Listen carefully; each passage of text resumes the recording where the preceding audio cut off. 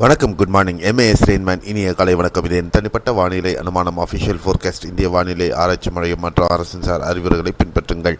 இந்த சேனலை நீங்கள் சப்ஸ்கிரைப் பண்ணலன்னா சப்ஸ்கிரைப் பண்ணிவிட்டு பக்கத்தில் இருக்க பெல் ஐகான் தொட்டு ஆல் நோட்டிஃபிகேஷன் எனேபிள் பண்ணிக்கோங்க. இந்த வீடியோவை லைக் பண்ணிவிட்டு ஷேர் பண்ணிக்கோங்க.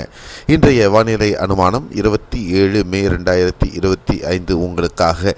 தென்மேற்கு பருவமழை தீவிரமடைந்திருக்கக்கூடிய இந்த நேரத்தில் மத்திய இந்தியாவில் நேற்று நிலவிக்கிட்டு இருந்த அந்த தாழ்வு பகுதியானது வங்கக்கடல் பகுதிகளில் ஹெட்பேன்னு சொல்லக்கூடிய வங்கக்கடல் பகுதி, அதாவது ஒடிசாவை ஒட்டிய கடல் பகுதிகளில் இப்பொழுது நிலவி கொண்டிருக்கிறது. அது வரக்கூடிய 2 நாட்கள் வங்கக்கடல் பகுதிகளிலிருந்து மேற்கு வங்கத்தின் ஊடாக பயணிக்கக்கூடும் என்று மீண்டும் மேற்கு வங்கம் ஊடாக பயணித்து செல்லும் அப்படின்னு எதிர்பார்க்கப்படுகிறது. இதன் காரணமாக அரபிக்கடலிலிருந்து இழுக்கக்கூடிய ஈரமிகு தென்மேற்கு பருவக்காற்றினுடைய தாக்கம் காரணமாக மேற்கு கரையோர பகுதிகள் கேரளா, கர்நாடகா மற்றும் கொங்கன் மற்றும் மகாராஷ்டிர பகுதிகள் மற்றும் மத்திய இந்திய பகுதிகளில் இன்று பலத்த மழைக்கான வாய்ப்புகளும் இருக்கின்றன. தமிழகத்திலையும் சில பகுதிகளில் கனமழைக்கான வாய்ப்பு இருக்கிறது. எங்கே எப்படிங்கிறத பார்க்கலாம். அடுத்த 24 மணி நேரத்திற்கு மழைக்கான வாய்ப்புகள் பொறுத்தவரை தமிழகத்தில் குறிப்பாக நாகர்கோவில், கன்னியாகுமரி மாவட்டங்களில் பரவலாக இன்று மிதமானது முதல் கனமழை பல பகுதிகளில் பதிவாகும். திருநெல்வேலி மாவட்டம் மற்றும் தென்காசி மாவட்டம், விருதுநகரின் மேற்கு பகுதிகள், மதுரையின் மேற்கு பகுதிகள், தேனி திண்டுக்கல்லின் மேற்கு பகுதிகள் மற்றும் திருப்பூர், ஈரோடு ஆகிய பகுதிகளில் பரவலாக இன்று மிதமான மழை, சில பகுதிகளில் கனமழையாகவும் இருக்க வாய்ப்பு இருக்குது. மேற்கு தொடர்ச்சி மலை ஒட்டிய மாஞ்சோலை பகுதிகளாகட்டும், மேற்கு பகுதிகளான விருதுநகர் மேற்கு பகுதிகளாகட்டும் மற்றும் தேனியின் மேற்கு பகுதிகள், மேகமலை, இந்த மாதிரியான பகுதிகள், இந்த பகுதிகளில் கனமழைக்கான வாய்ப்புகளும் இருக்கின்றன. வால்பாறை மற்றும் நீலகிரி மாவட்டத்தில் பெரும்பாலான பகுதிகளில் கனமழை, நீலகிரி மாவட்டத்தில் ஒரு சில பகுதிகளில் பலத்த மழைக்கான வாய்ப்புகளும் இருக்கும். கோவை மாவட்டத்தில் பெரும்பாலான பகுதிகளில் இன்றும் நேற்றைப் போலவே ஒரு மிதமான முதல் கனமழைக்கான வாய்ப்புகளும் இருக்கும், பொள்ளாச்சி உள்பட.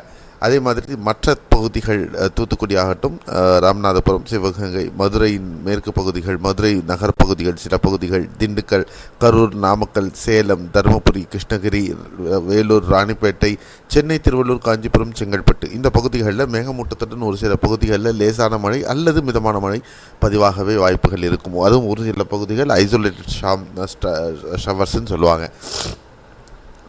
பிறகு இப்பொழுது கேரளாவில் இன்றும் பரவலாக பல பகுதிகளில் கனமழைக்கான வாய்ப்பு இருக்குது. குறிப்பாக இடுக்கி மற்றும் பத்தினம்திட்டா, சபரிமலை இந்த பகுதிகளில் பலத்த மழைக்கான வாய்ப்புகளும் இருக்கிறது.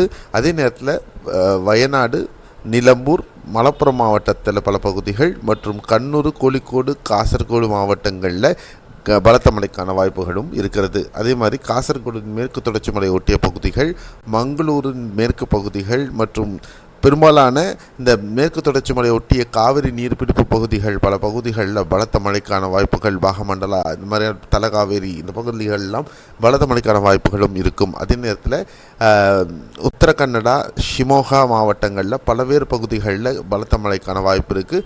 பெல்காம், பகல்கோட் இந்த பகுதிகள், அவேரி இந்த பகுதிகளும் கனமழைக்கான வாய்ப்பு இருக்குது. அதை ஒட்டிய உட்புற பகுதிகள், சித்திரதுர்கா, அசன் இந்த பகுதிகள் எல்லாமே பார்த்திங்கன்னா மிதமானது முதல் கனமழைக்கான வாய்ப்பு. கடா, கொப்பல் இந்த பகுதிகள், விஜயபுரா இந்த பகுதி, கலாபுரகி, நாராயண்பேட், ராய்ச்சூர் இந்த பகுதிகள் எல்லாம் கனமழைக்கான வாய்ப்புகள் இருக்கும் அப்படின்னு சொல்லலாம். ஹைதராபாத் உள்பட தெலுங்கானாவின் பல்வேறு பகுதிகளில் இன்று தென்மேற்கு பருவமழை ஆன்செட் ஆக வாய்ப்பு இருக்குது. அது தொடங்க வாய்ப்பு இருப்பதனால அங்கெல்லாம் கனமழைக்கான வாய்ப்புகள் அதிகமாக இருக்கும்.